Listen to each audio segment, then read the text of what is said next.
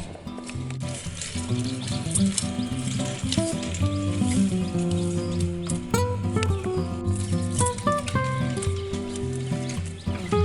এটি শীতে লাগাইছিলাম, কিন্তু এটির মধ্যে গাছে জড়া ধরে গেছিলো, অনেক গাছ কাটে আছে, নষ্ট হয়ে গেছিলো গা।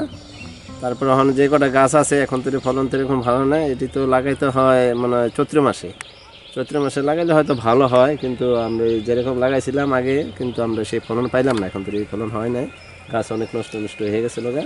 তো এখন একটু গরম পড়ে আছে, এখন গাছ ভালোর দিকে, দেখি আল্লাহ ফলন এলা কি হয়। এবার কেমন ফলন পাবেন আশা করেন?